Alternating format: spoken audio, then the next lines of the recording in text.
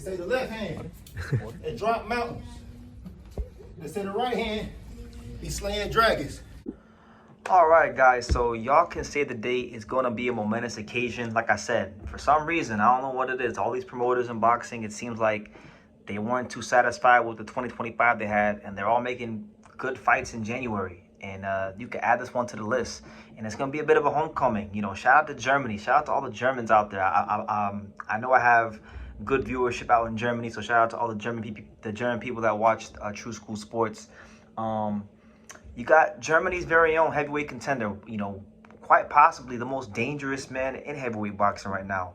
Agit Kabayel, yes, he's coming back to Germany at a place called the Rudolf Weber Arena, and it's about 13,000 seats, and apparently they've sold it out. So I'm not sure if they're going to use the whole capacity of the arena, but it says they've sold it out. So however many people that is, that's impressive. You know, anytime you sell out a venue, it's very impressive. So shout out to Agit Kabayel. Shout out to all the German boxing fans that are going to be out there to support this event between Agit Kabayel and Damian Kimba. Now, Damian Kimba, I've seen him fight a couple times on top-ranked shows, primarily against, you know, American journeymen that didn't really have much of a chance. Kimba is 17-0 with 11 knockouts. He's from Poland.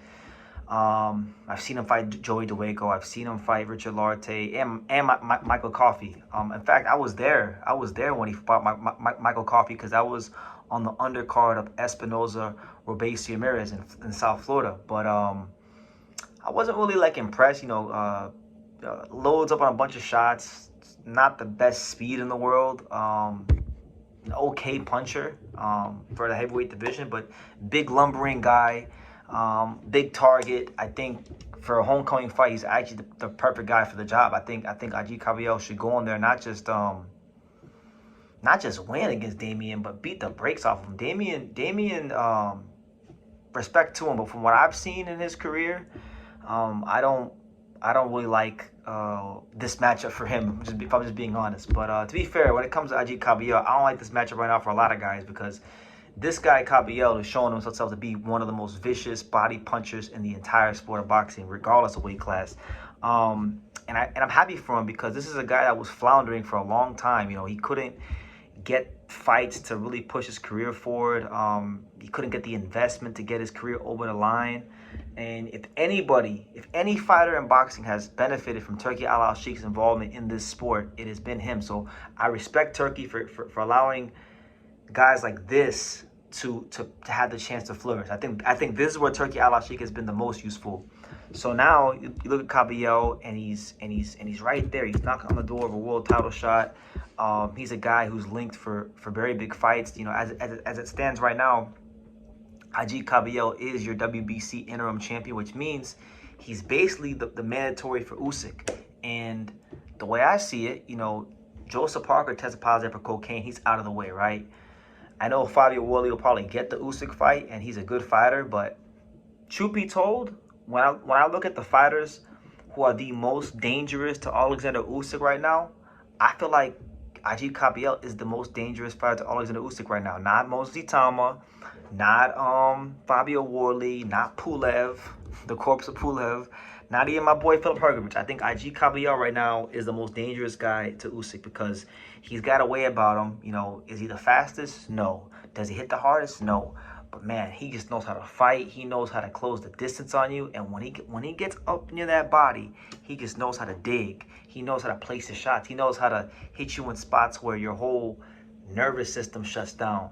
And so I'm expecting him to go in there and beat the brakes off Damian Kimba and look sensational, because this is right now, the way I see it, this moment in time, it's his moment in time to really put himself towards the top of the heavyweight division and get that fight with Usyk. And you know, my boy Joseph Parker didn't, you know, he was out here doing things he wasn't supposed to do, with things in the system that he wasn't supposed to have in the system. And Joseph Parker really and truthfully, you know, even then, like, he didn't know how to clinch against Worley, so he lost, right? Bad stoppage or not, he lost. And, you know, he's going to the back of the line. Filip Hrgovic not doing enough to get those fights. Dubois already lost. So I feel like Kabayel is a guy that he's one of the guys. I think him, Worley, Itama, that's the cue. Those are the guys that are right there for the Usyk fight. And as far as those three guys, I would say Kabayel is the guy I want to see the fight Usyk the most, just because you look what he did to Frank Sanchez, you look what he did to Makhmudov, you look at just how he fights, and look when Usyk fought Dubois the first time, that was a body shot or borderline low blow. That had Usyk out on the canvas. I believe Kabayel is very crafty. I don't think he's as fast as Usyk, but I think he knows how to get in the pocket, and he knows how to get to where he likes to in that boxing ring as far as his range. And I think that'd be a very interesting fight. And I think he's earned himself that opportunity. You look at his resume.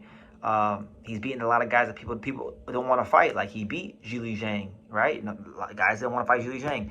Frank Sanchez, guys didn't want to fight Frank Sanchez. He was undefeated when he beat him. So he beat undefeated Sanchez, beat undefeated Makhmudov, beat Zhang. He probably has the best 3-fight run of any heavyweight not named Usyk right now in the heavyweight division. And then if you go like even earlier in his career, he does have a win over Kevin Johnson. He does have a win against Derek Chisora. So he's got a very good resume for a guy that hasn't always had the most investment behind him, that always hasn't had the politics of boxing on his side. I remember back in 2017, 2018, when I would go on boxing scene and Anthony Joshua opponents for upcoming fights would be named, his name would be in those articles, but, Eddie Hearn and the powers that be, they never seem to pick Kabayel. So now he's here, and I think he's here to stay, and I think he's here to show the world that, hey, he's a big factor in this heavyweight division, and I think this Damian Kimba fight is a great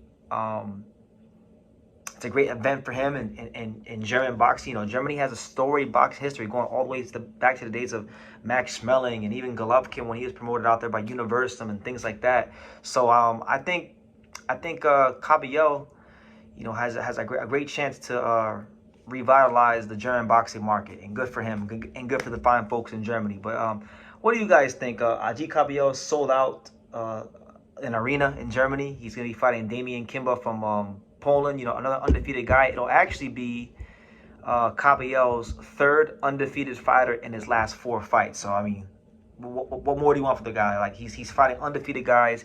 He's beating the brakes off of them. He's getting him out of there before the championship rounds. He's showing you guys his level in the heavyweight division, and he deserves his respect. So as long as he does the same thing with this guy, I don't see why he can't fight Usyk later on in 2026. But leave your comments down below, guys. What do you guys think? Is Agit Kabayel the most dangerous fighter currently in the heavyweight division for Oleksandr Usyk? And do you think Oleksandr Usyk and his team and his handlers and the 5 folks that make the decisions in his career, do they give Kabayel the opportunity before he decides to hang his gloves up once and for all? Leave your comments down below. Make sure you guys take the time to subscribe. And like I say in every single one of these videos, you can love me or you can hate me, but I'm just a kid from Daniel. So until next time, take care, guys. Thank you for watching True School Sports. Thank you for watching another video on the untouchable True School Sports empire, the home of boxing. We're on the road to 100,000 subscribers, guys. So help us keep being great. Help us keep pushing out that real boxing content for the fine folks all around the world. And make sure you jab, you hook, you Mike Tyson, you Mayweather that subscribe button. Pops, show them how do they gotta hit the subscribe button. Pop, pop, pop.